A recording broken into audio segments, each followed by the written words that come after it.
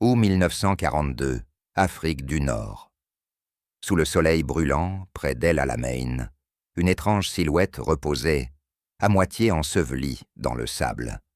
C'était un char américain, M4 Sherman, détruit sa coque noircie, mais encore reconnaissable. Autour de lui se tenait un groupe d'officiers et d'ingénieurs allemands de l'Africa Corps. Leurs uniformes couleur sable étaient couverts de poussière. Ils tournèrent autour de l'épave, mesurant le blindage avec des pieds à coulisses, tapotant l'acier de leurs doigts, gantés murmurant entre eux avec incrédulité. Voilà donc ce que les Américains envoient à la guerre, ricana l'un d'eux. Trop haut, trop mince, trop simple, c'est un jouet, pas un char. Des rires se propagèrent dans le groupe. Pour des hommes qui concevaient et vénéraient des machines, comme le Panzer Icar ou le Tiger, cet engin étranger semblait absurde, une boîte maladroite sur chenilles, presque civile dans ses proportions. Pourtant, les mêmes rires résonnaient dans les centres de recherche à travers l'Europe. Lorsque les premiers Sherman apparurent sur le champ de bataille, la presse allemande les tourna en dérision, les surnommant « cercueils roulants ». Les commandants de Panzer les considéraient comme des proies faciles. L'idée qu'un char aussi disgracieux puisse défier les légendaires Tigers paraissait ridicule. Mais la guerre, comme l'industrie, cache ses vérités sous la surface. Alors que le vent du désert soufflait du sable fin, à travers les trappes ouvertes du char, un ingénieur allemand se pencha pour examiner l'intérieur. Il fronça les sourcils. Les commandes étaient étonnamment simples. Les leviers de transmission, les cadrans, la radio, tout était clair, standardisé, presque intuitif. Aucun système d'engrenage complexe, aucune pièce sur mesure, seulement une conception fonctionnelle. Il nota dans son carnet « Disposition de production de masse intéressante, rappelle le style automobile civil ». Il ne le savait pas encore, mais ces mots pressentaient le secret qui déciderait du sort de la guerre. À Berlin, le haut commandement restait confiant.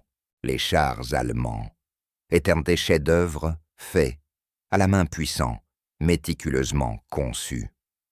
Un Tiger I pesait 2 fois plus que cette machine américaine et pouvait la détruire à plus d'1 kilomètre. Mais personne dans cette salle ne voyait que le véritable champ de bataille n'était pas fait de sable ni d'acier, mais de chaînes de montage. Au moment d'El Alamein, les États-Unis étaient en guerre depuis moins d'1 an. Pourtant, leurs usines s'étaient déjà transformées. La production automobile était devenue production de guerre totale. Ford, Chrysler, General Motors, des noms autrefois associés aux berlines et aux camions, fabriquaient désormais des chars, des moteurs et des pièces détachées à une échelle inimaginable. Chaque Sherman se ressemblait parce qu'ils étaient identiques. Chaque boulon, chaque maillon de chenille, chaque levier de commande pouvait être remplacé par un autre fabriqué à des milliers de kilomètres. Les ingénieurs allemands penchés sur cette carcasse ne comprenaient pas encore la signification de ce qu'ils voyaient. Ils percevaient de la faiblesse, là où se cachait du génie, de la simplicité, là où résidait la puissance. Un soldat américain dira plus tard « Ils ont construit les Tigers comme des bijoux. Nous avons construit les Shermans comme des marteaux. » La différence n'était pas mécanique, mais philosophique. L'Allemagne croyait que la perfection gagnerait la guerre. L'Amérique croyait que la production le ferait. Et à long terme, la production survit toujours à la perfection. Lorsque la nuit tomba sur le désert et qu'une tempête de sable se leva, l'épave du Sherman demeura là témoin silencieux d'une vérité à venir, que l'avenir de la guerre n'appartiendrait pas à la machine la plus puissante, mais au système capable de la construire, de la réparer et de la remplacer plus vite que l'ennemi ne pouvait la détruire. Hiver 1943. Kummersdorf, terrain d'essai, au sud de Berlin. Dans un vaste hangar qui sentait l'huile, le fer et la fumée de cigarettes, un groupe d'ingénieurs se rassembla autour d'un char M4E1 Sherman, capturé tout juste expédié d'Afrique du Nord. Sa peinture vert-olive était encore brûlée par le soleil du désert, ses chenilles bosselées. Mais le char restait intact, un spécimen inestimable pour le service de l'armement allemand. Une pancarte l'identifiait simplement. ES Panzer Kampfwagen, type Mai 4. Des projecteurs éclairaient la machine, tandis que l'ingénieur en chef, Klaus Mittner de la firme Henschel, s'avançait planchette à la main. À ses yeux, le char paraissait grossier, presque agricole. Les soudures semblaient rugueuses, le blindage plat et sans raffinement, la tourelle moulée presque primitive comparée à la précision anguleuse d'un Panther ou d'un Tiger. Pourtant, à mesure que son équipe commença à démonter le char pièce par pièce, cette arrogance initiale commença à se dissoudre. La première surprise survint lorsqu'ils soulevèrent le capot moteur. En dessous reposait un Continental Air 175, un moteur radial à refroidissement par air conçu, à l'origine, pour l'aviation. Mittner fronça les sourcils. Un moteur d'avion dans un char folie, pensa-t-il. Mais lorsque l'équipe le mit en marche, le moteur rugit aussitôt régulier, sans fuite, sans tuyauterie complexe, sans délai. La simplicité était stupéfiante. Il démarre plus facilement qu'un Panzer III, cria un jeune assistant couvrant le bruit. Mittner ne répondit pas. Il fixait les supports du moteur, chaque boulon, chaque bride, chaque câble étaient numérotés, même les fils de bougies étiquetés. Tout avait été pensé pour être remplacé rapidement, même par des mécaniciens peu qualifiés. Lorsqu'ils démontèrent la boîte de vitesse, une autre découverte les figea. Le carter portait un numéro de fonderie identique à celui d'un autre char, capturé des mois plus tôt en Italie. Dimension, filetage, tolérance. Tout correspondait parfaitement. Mittner se tourna vers son assistant. Cela signifie qu'elles sont interchangeables, murmura le jeune homme. Un silence tomba dans le hangar, seulement troublé par le goutte à goutte de l'huile s'écoulant de la coque démontée. Les Allemands, habitués aux pièces ajustées à la main et à l'usinage sur mesure, observaient quelque chose de totalement différent. Un char construit comme une automobile, non pas un chef-d'œuvre, mais un produit. Plus tard, dans l'après-midi, ils ouvrirent le compartiment radio. À leur stupéfaction, chaque Sherman était équipé d'un émetteur, longue portée, standardisé, SCR 508. Dans l'armée allemande, la radio était un luxe réservé aux chars de commandement. Ici même, le plus bas gradé pouvait communiquer instantanément. Ils doivent en avoir des milliers, marmonna un technicien. Mittner le corrigea doucement. Des dizaines de milliers.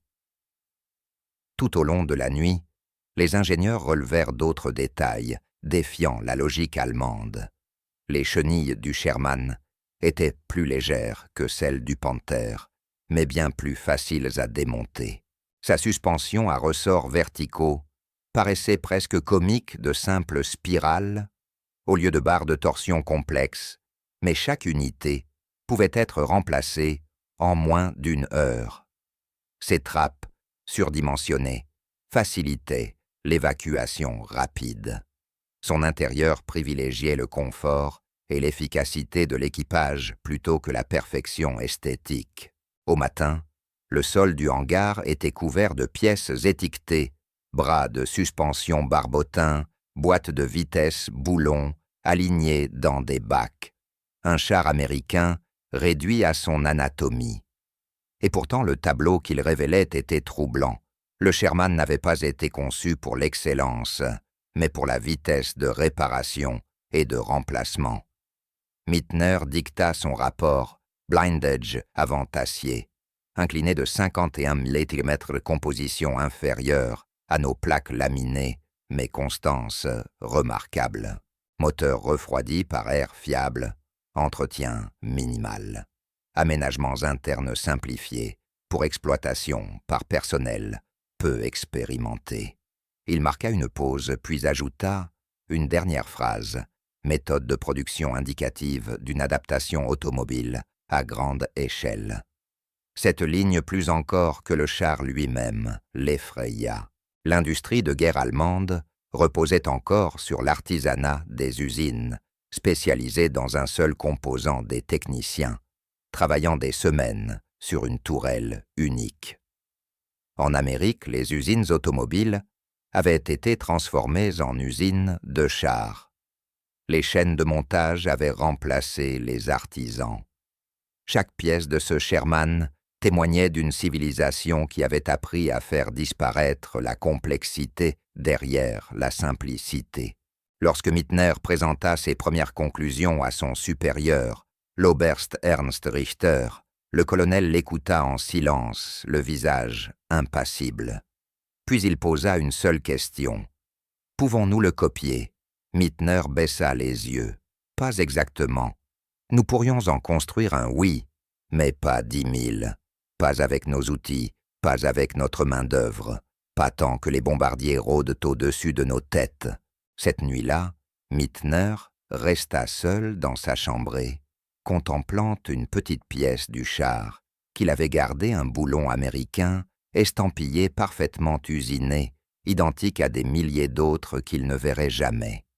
Il le fit tourner entre ses doigts, admirant la précision, la simplicité, la confiance qu'il incarnait. Dans ce morceau d'acier, il entrevit une vérité qu'aucun général ne voulait admettre. Les Américains ne gagnaient pas par la force, mais par la standardisation. Au début de 1944, tandis que les Alliés préparaient l'invasion de l'Europe, le Sherman s'était déjà forgé une réputation étrange, aussi bien auprès de ses équipages que de ses ennemis. Pour les tankistes américains, c'était le Ronson, ça s'allume à chaque fois. Une plaisanterie macabre sur sa tendance à s'enflammer lorsqu'il était touché. Pour les Allemands, c'était le Tommy Cooker, le cuiseur à soldats. Dans leur tract de propagande, ils affirmèrent qu'un seul Tiger pouvait détruire une douzaine de Shermans avant même que le premier artilleur américain ne trouve sa portée. Mais ce que les Allemands ne comprenaient pas, c'est que la véritable force du Sherman ne résidait ni dans son blindage, ni dans son canon, ni même dans les hommes à son bord. Sa puissance venait du fait qu'il n'avait jamais été conçu pour être immortel. Il avait été conçu pour mourir et être remplacé indéfiniment. À l'arsenal de Détroit, chaque matin, les immenses portes d'usines s'ouvraient sur le tonnerre des machines. Les convoyeurs avançaient tels des veines d'acier, transportant des coques inachevées à travers un nuage d'étincelles et de sueur. Des femmes en salopettes soudaient les plaques de blindage des adolescents, serraient les boulons. Toutes les 56 minutes, un nouveau Sherman sortait de la chaîne. Un historien écrira plus tard « L'Amérique n'a pas construit des chars. Elle a construit l'idée que les chars ne manqueraient jamais. » En 1944, 11 usines, à travers les États-Unis, produisaient le M4 sous différentes variantes coques soudées ou moulées, moteurs diesel ou essence chenille, larges ou étroites. Et pourtant, chacune de ces versions partageait les mêmes pièces. Un réducteur fabriqué à Lima s'adaptait parfaitement à une coque assemblée par Fisher. Une tourelle coulée à Grand Blanc, Michigan, pouvait s'emboîter sur un châssis venu de Californie. C'était la guerre modulaire des décennies avant l'heure. En comparaison, chaque char allemand était pratiquement fait à la main. Un Tiger Is exigeait 300 000 heures de travail, un Panther 150 000, tandis qu'un Sherman en demandait moins de 50 000, avec un outillage bien plus simple. Là où le Tiger réclamait une précision obsessionnelle et des semaines d'ajustement, le Sherman ne demandait que de la répétition. Ses tolérances étaient larges, sa conception indulgente. Les ingénieurs allemands y voyaient un signe d'infériorité. En réalité, c'était du génie. Les ingénieurs américains avaient compris une chose que leurs ennemis ignoraient: la guerre consume les machines plus vite que la perfection ne peut les produire. Chaque élément du Sherman reflétait cette philosophie. Sa suspension à ressorts verticaux, moquée comme archaïque, pouvait être réparée sur le terrain avec un simple levier et une heure de lumière. Les roues entrelacées, complexes du Tiger vanté pour leur traction, s'encrassaient de boue et gelaient en hiver. Les équipages de Sherman transportaient des maillons de rechange sur les flancs. Ils pouvaient les changer en plein combat. Son moteur radial à air autrefois critiqué comme primitif continuait de tourner là où les Maybach allemands, refroidis par liquide, s'arrêtaient. Chaque décision, chaque simplification était un sacrifice d'élégance en faveur de l'endurance. Techniquement, le Sherman n'était pas un meilleur char. C'était une meilleure idée du char. Il n'était pas conçu pour dominer un duel, mais pour survivre à une guerre longue. L'état-major allemand aimait répéter qu'un Tiger pouvait détruire 5 Shermans. Statistiquement, c'était vrai. Mais l'Amérique pouvait en construire 5 nouveaux avant que l'Allemagne n'en répare un seul. Mais l'Amérique pouvait remplacer ces 5 chars en moins de temps qu'il n'en fallait à l'Allemagne pour en réparer un seul Tiger. Et lorsque le 6e Sherman arrivait, puis le 7e, les mathématiques de la guerre devenaient inévitables. Ce rythme industriel s'étendait même à la logistique. Chaque Sherman était livré avec des trousses à outils standardisées pour toute l'armée. Les moteurs de remplacement arrivaient préassemblés. Des transmissions complètes pouvaient être échangées en moins d'une journée. Les mécaniciens n'avaient pas besoin d'être des artisans experts. Il leur suffisait d'un manuel et d'une clé à molette. Un officier de maintenance en Normandie se souvenait: nous pouvions reconstruire un Sherman avec les pièces de 3 chars endommagés avant le coucher du soleil. C'était la logique de l'usure transformée en art, la poésie brutale de la guerre totale. Les ingénieurs allemands connaissaient cette vérité, mais ils étaient impuissants. Les bombardements alliés paralysaient leurs usines, forçaient la production à se cacher, sous terre fragmentaient les chaînes d'approvisionnement. Chaque Tiger ou Panther sortait des ateliers comme une sculpture parfaite mais condamnée. Chaque Sherman, détruit, en revanche devenait une graine qui se multipliait. À la mi-1944, les États-Unis produisaient 2000 Sherman, par mois soit plus, que la production totale allemande de tout type de chars réunis. Le Reich était piégé dans une course qu'il avait déjà perdue. Lorsque les officiers du renseignement allemand étudièrent les rapports de récupération des Sherman, ils furent stupéfaits. Un seul char pouvait être rayé des registres, mais ses composants, moteur, boîte de vitesse, périscope, étaient récupérés et réutilisés. Les Américains ne construisaient pas seulement des machines, ils recyclaient la victoire. Ils traitaient les chars comme des consommables, non comme des icônes. Un colonel allemand, en consultant les données, secoua la tête et murmura: « Ils les fabriquent comme s'ils s'attendaient à ce qu'ils meurent. » C'était précisément le but. Le Sherman était conçu pour être sacrifiable, il existait pour avancer, non pour être préservé. Sa simplicité le rendait éternel, car il pouvait renaître plus vite qu'on ne pouvait le détruire. La perfection meurt avec son créateur. La simplicité survit parce que chacun peut la reproduire. Printemps 1944, nord de la France. Dans le silence avant l'aube, les moteurs d'un bataillon de Tiger grondaient comme un tonnerre lointain. Chaque machine, 57 tonnes d'acier, propulsée par un moteur Maybach de précision, incarnait la fierté du génie allemand. Les équipages étaient persuadés de commander les chars les plus puissants du monde. Et dans un duel, ils l'étaient, souvent.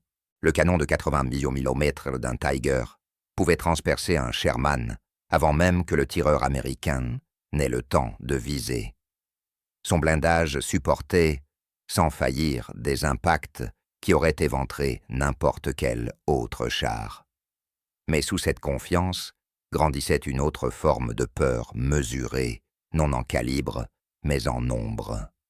Dans les champs, près de Villers-Bocage, un commandant de Tiger vétéran observa jumelles aux yeux une formation de Sherman, avançant à travers les haies. Ce n'étaient pas 5 ni 10, mais des dizaines s'étirant dans la vallée comme un mur mouvant. Il ordonna à son tireur d'ouvrir le feu. Le premier tir détruisit le char de tête, le second en réduisit un autre en flammes. Mais tandis que la fumée noire montait, d'autres Shermans apparurent derrière, puis encore d'autres avançant sans relâche. Ils ne s'arrêtaient jamais. Un artilleur allemand marmonna en rechargeant. Il ne cesse jamais de venir. Quand son casier à munitions fut vide, l'horizon restait rempli d'ennemis. Cette image, la vague sans fin, commença à briser le moral des meilleurs équipages allemands. Pendant des années, la propagande leur avait promis la supériorité technologique. Un char allemand vaut 10 chars américains, proclamaient les affiches. Mais à la mi-1944, les chiffres ne fonctionnaient plus.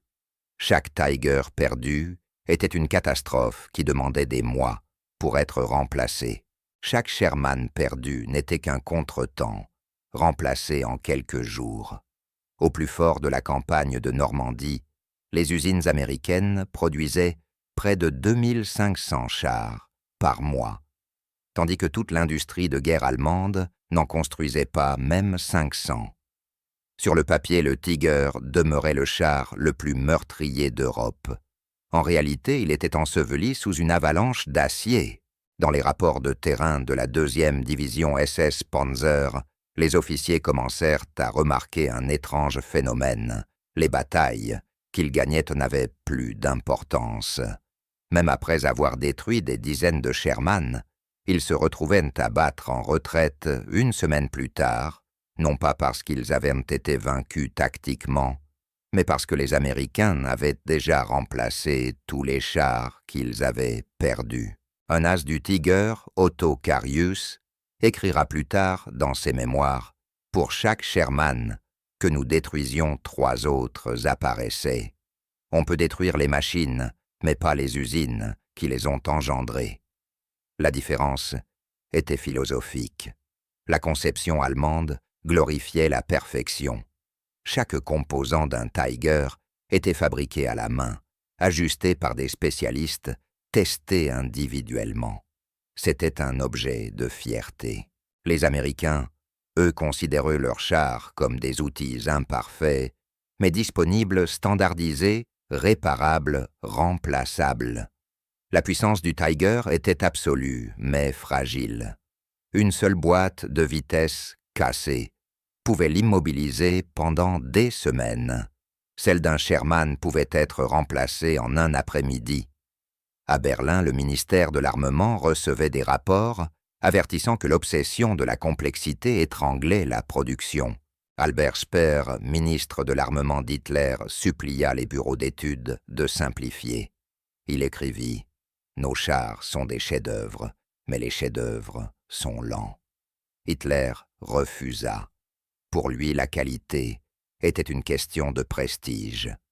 La quantité est le refuge des faibles, déclara-t-il lors d'une réunion. L'ironie fut cruelle. Cette phrase condamna le cœur blindé du Reich. Sur le front, les mécaniciens allemands affrontaient un autre désespoir. Les pièces détachées étaient rares, et même les composants compatibles entre modèles l'étaient encore plus. Un équipage de Tiger pouvait démonter un char endommagé pour en récupérer les pièces, pour découvrir que les raccords ne correspondaient pas. À l'inverse, les mécaniciens américains dans les haies de Normandie travaillaient comme des chirurgiens sur une chaîne de montage. Ils remplaçaient les moteurs, les chenilles, les radios recalibraient les systèmes, et le char repartait au combat en moins de 24 heures. Chaque Sherman détruit renaissait régénéré par le système qu'il avait produit. À la fin de l'été même, les officiers de première ligne comprirent la vérité. Le capitaine Heinrich Lürser de la division Panzerlehr écrivit dans une lettre privée « Nos chars sont magnifiques, mais à quoi sert la magnificence quand l'ennemi ne manque jamais de rien? Leurs usines sont aussi meurtrières que leurs canons. » Le mythe de l'invincibilité allemande mourait non par une bataille, mais par une équation. Dans l'un de ses derniers rapports, avant la percée alliée de Normandie, un colonel allemand désabusé nota « Nous ne combattons pas une armée, mais une économie. Nous pouvons détruire leurs chars, leurs avions, leurs hommes, mais pas le rythme qui les remplace. » Ces mots résumaient l'illusion qui avait défini la guerre allemande. Le Reich croyait pouvoir surpasser, surclasser et dominer une nation dont la plus grande arme était l'organisation elle-même. À mesure que les Alliés avançaient vers l'Est, les carcasses de blindés allemands s'alignaient le long des routes monuments silencieux d'une philosophie ayant confondu perfection et puissance. Ceux qui survécurent comprirent alors la vérité la plus cruelle. Dans une guerre de machines, l'art meurt vite. Seule la production de masse survit. Détroit, 1943. L'air sentait l'huile, l'acier et le café. À l'intérieur de l'usine, Ford River Rouge, des étincelles pleuvaient des grues, tandis que les coques inachevées des chars Sherman défilaient sur les rails où roulaient autrefois les modèles T. Le martèlement des rivets, le tonnerre, des presses hydrauliques et le sifflement régulier des chalumeaux se mêlaient en une symphonie mécanique ininterrompue. Les États-Unis avaient transformé le cœur de leur industrie en un arsenal comme le monde n'en avait jamais vu. La même nation qui autrefois construisait des voitures pour les familles bâtissait désormais la liberté en acier. Les usines d'Henry Ford n'en étaient qu'une partie. À travers tout le Midwest, une véritable civilisation mécanique s'était éveillée. Cleveland fabriquait les moteurs, Chicago produisait les transmissions, Pittsburgh fondait l'acier, la Californie assemblait les chars destinés au Pacifique. Même dans les petites villes, les ateliers tournaient jour et nuit, usinant roulement support de canons et plaques de blindage. À la fin de 1943, les États-Unis avaient mobilisé 18 millions de travailleurs pour la production de guerre, soit près d'un tiers de leur population active. Parmi eux, 2 millions de femmes. Elles soudèrent les plaques, découpèrent l'acier, inspectèrent les engrenages et testèrent les moteurs, qui rugissaient comme le tonnerre sous les hangars. Les affiches les appelaient « Rosie the Riveters ». Mais pour les soldats au front, elles étaient en des alliés invisibles, remplaçant le désespoir par le renfort. À l'arsenal de chars Chrysler à Warren, dans le Michigan, la production relevait de la chorégraphie industrielle.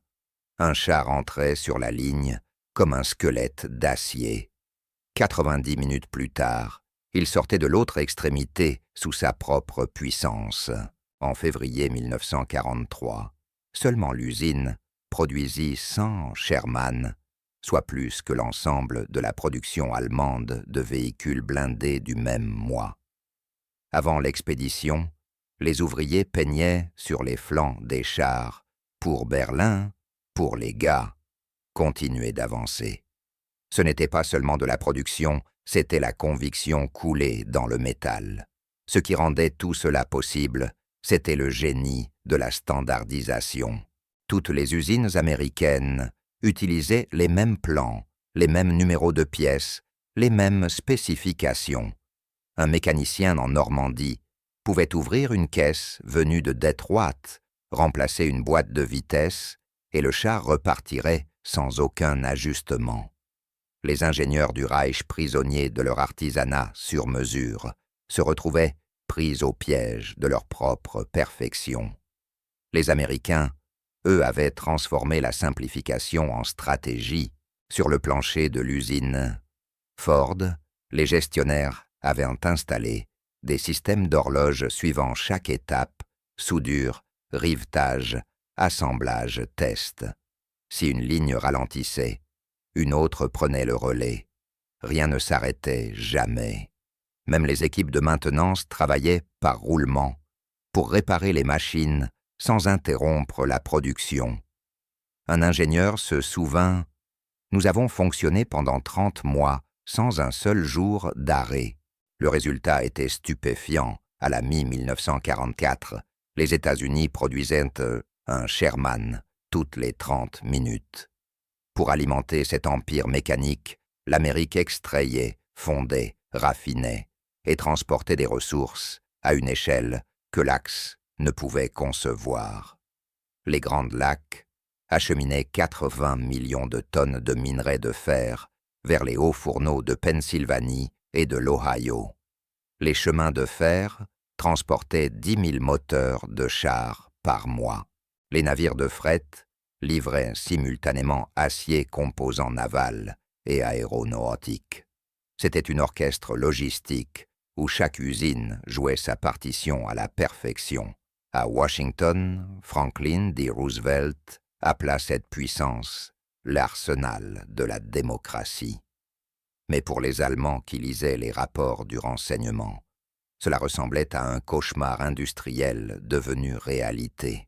Dans un rapport de la Wehrmacht déclassifié en 1945, un analyste écrivait « Les Américains produisent comme si les machines, elles-mêmes, étaient vivantes.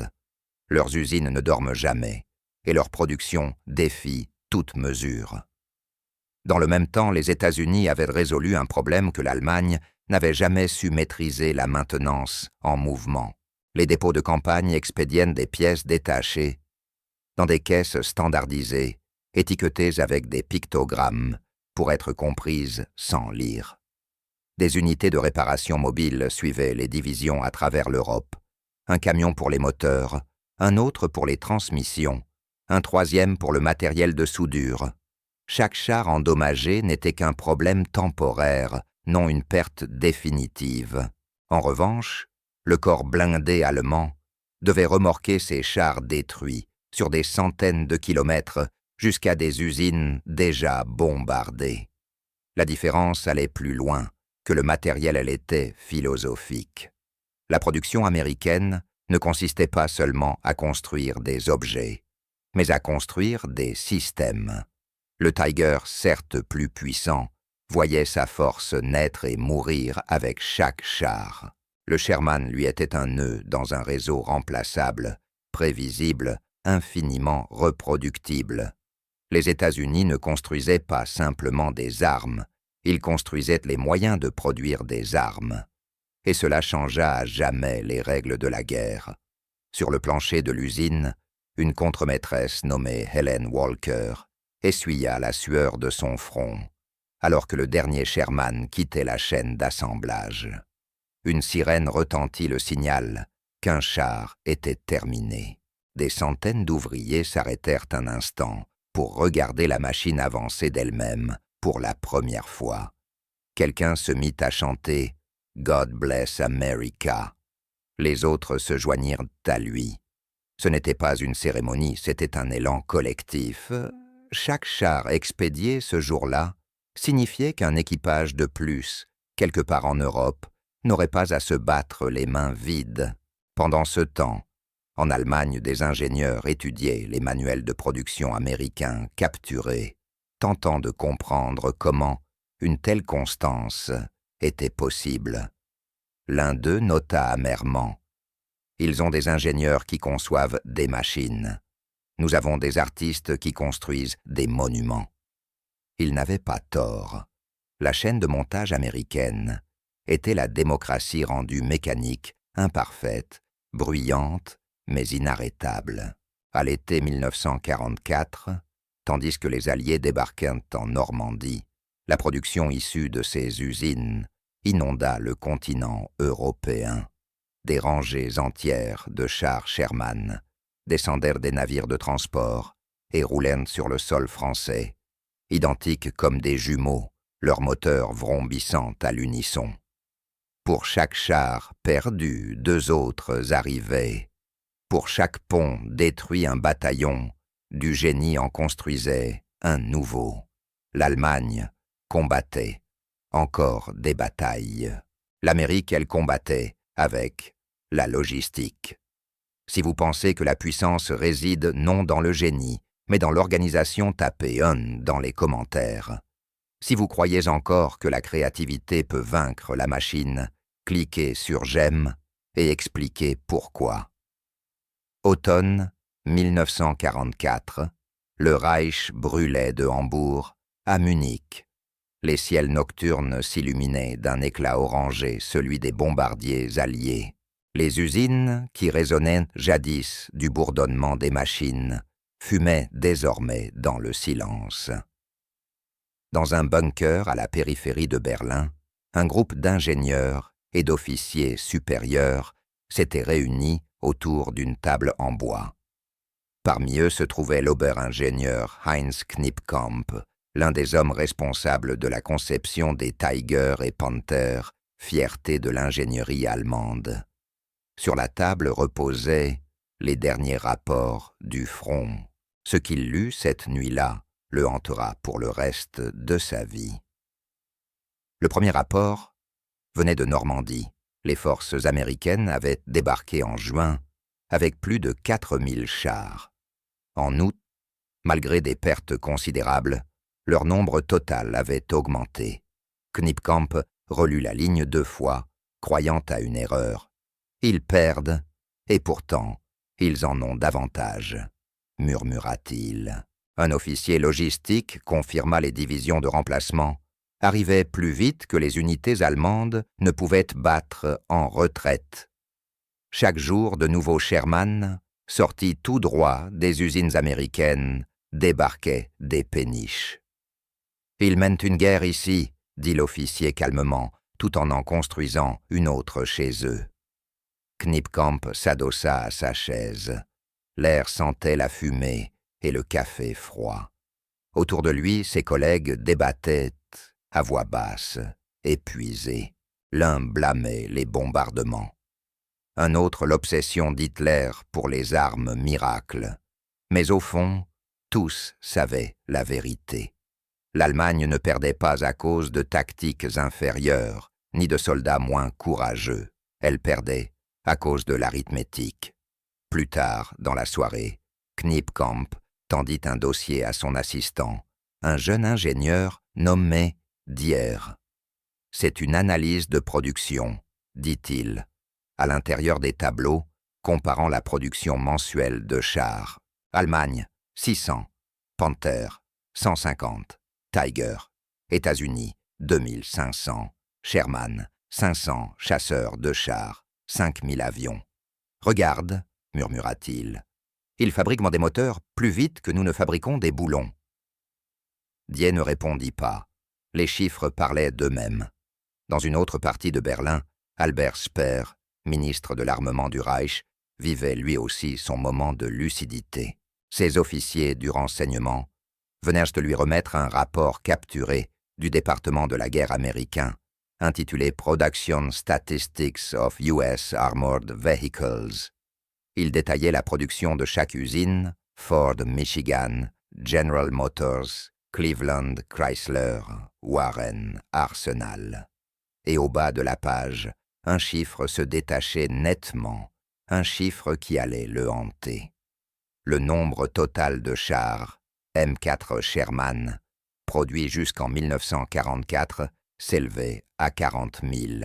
Albert Speer posa le rapport et murmura calmement.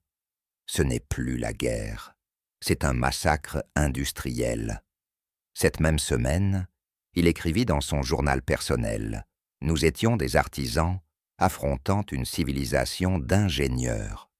Chaque fois que nous fabriquions quelque chose de parfait, ils fabriquaient 10 choses simplement suffisantes. Pour la première fois, l'homme qui avait organisé la puissance industrielle de l'Allemagne reconnaissait que ce n'était pas son génie, mais le système ennemi qui déciderait de l'issue de la guerre. À Kummersdorf, la même, où les ingénieurs avaient jadis démonté le Sherman, capturé les derniers techniciens survivants, démontaient désormais leur propre création. Les coques de Panther gisaient à moitié achevées sous des bâches trempées. Les camions de ravitaillement restaient immobiles faute de carburant. Un mécanicien lança avec amertume « Nous devrions fabriquer des charrettes, au moins elles n'ont pas besoin d'essence ». Personne ne rit. Le grondement lointain de l'artillerie leur rappelait à quel point le front s'était rapproché. Cet hiver-là, Knipkamp rédigea une note interne qu'il ne devait jamais envoyer. Il y exposait les leçons que, selon lui, l'Allemagne avait ignorées. Nous avons vénéré la perfection. Les Américains ont vénéré le processus. Ils pouvaient se permettre d'échouer, car ils pouvaient reconstruire. Nous, non. Il écrivit sur la complexité du Tiger, sur la manière dont une simple chenille brisée pouvait immobiliser une unité pendant des jours, et la compara au design brut mais fonctionnel du Sherman. Ils ont conçu pour le mécanicien moyen. Nous avons conçu pour des dieux.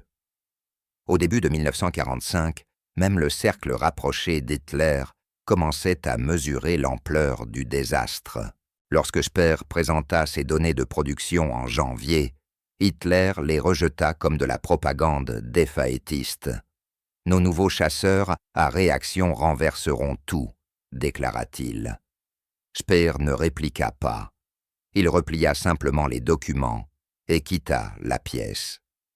Il connaissait la vérité, aucune innovation ne pouvait compenser un pays à court de pétrole, d'acier et de temps. En mars, un rapport du front décrivit une bataille près de Remagen. Un Tiger II, l'un des chars les plus redoutables de l'Allemagne, avait détruit 12 Sherman avant d'être touché. L'équipage survécut, mais la chenille du char se rompit pendant la retraite et il dut être abandonné. Lorsque les ingénieurs américains l'examinèrent, ils notèrent la finesse de l'usinage, chaque engrenage, chaque boulon poli à la perfection. L'un d'eux écrivit avec admiration « C'est magnifique, mais impossible à produire en série ». L'ironie était totale. La perfection qui avait symbolisé la force de l'Allemagne était devenue sa faiblesse. Alors que les Alliés traversèrent le Rhin, Knipkamp se tenait dans les ruines de son bureau, feuilletant un dernier rapport. Le Reich avait produit moins de 50 000 chars pendant toute la guerre. L'Amérique en avait produit plus de 88 000 et la Grande-Bretagne, ainsi que l'Union soviétique, des dizaines de milliers de plus. Nous avons été dépassés par les mathématiques, dit-il doucement. Cette nuit-là, il sortit dehors. Au loin, il entendit le grondement sourd de l'artillerie, et sous ce bruit, autre chose, le bourdonnement ininterrompu des moteurs camions-chars et avions américains, des milliers d'entre eux, avançant comme une marée mécanique. Il comprit alors que ce n'était pas seulement l'Allemagne qui avait perdu, c'était l'ancien monde lui-même. L'ère de l'artisanat venait de mourir sous le poids de la production de masse. Si vous croyez que la perfection est fragile et que la résilience gagne les guerres, tapez 1 dans les commentaires. Si vous pensez que la maîtrise peut encore vaincre la machine, cliquez sur « J'aime » et partagez votre avis. Mai 1945. Les canons d'Europe s'étaient tus. Au-dessus des cités en ruine d'Allemagne, l'air portait encore l'odeur métallique de la fumée et de la défaite.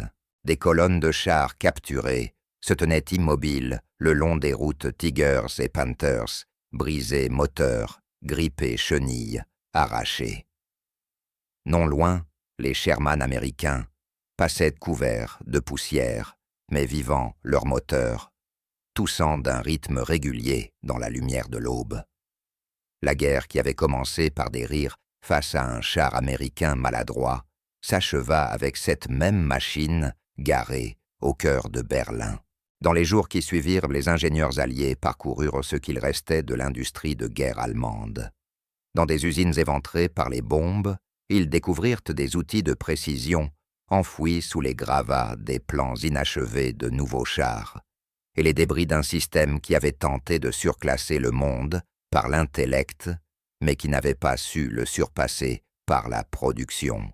Un officier américain écrivit à sa famille « Leurs machines étaient brillantes, mais ils n'ont jamais compris la puissance d'une usine qui ne dort jamais. » Dans un centre d'interrogatoire, près d'Augsbourg, Heinz Knipkamp était assis face à un officier américain du renseignement technique. Le jeune Américain posa sur la table un simple boulon provenant d'un char Sherman et demanda « L'Allemagne aurait-elle pu fabriquer ceci ?»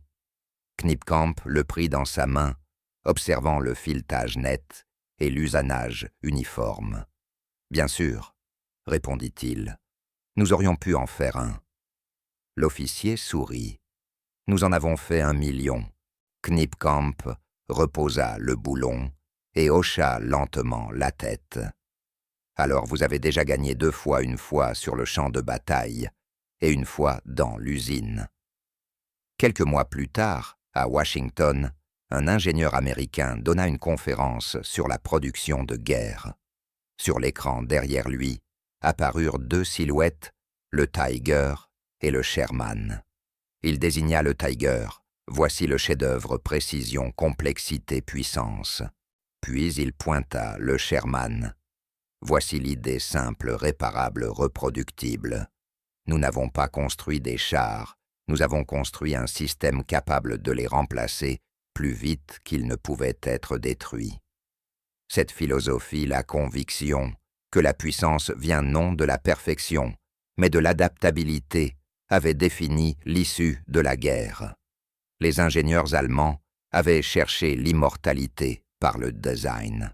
Les ingénieurs américains avaient cherché l'endurance par la reproduction. Les premiers créèrent des légendes. Les seconds créèrent l'histoire. Aujourd'hui, un unique Sherman survivant se dresse dans un musée de Bastogne. Son blindage est marqué, sa peinture effacée par le temps. Les visiteurs marchent autour de lui en silence, lisant la plaque fixée sous ses chenilles, produite en masse pour la liberté. Peu réalisent que l'histoire de ce char ne parle pas de métal ni de mécanique, mais d'état d'esprit, de la compréhension que la survie n'appartient pas aux sans faille, mais aux flexibles. Quand les ingénieurs allemands disséquèrent leur premier Sherman capturé, ils croyaient analyser un ennemi inférieur. En réalité, ils examinaient le miroir de leur propre avenir, un futur où l'innovation ne se mesurerait plus à l'éclat d'une invention unique, mais à l'ampleur d'un système entier. Le Tiger fut le dernier grand monument de l'âge des artisans.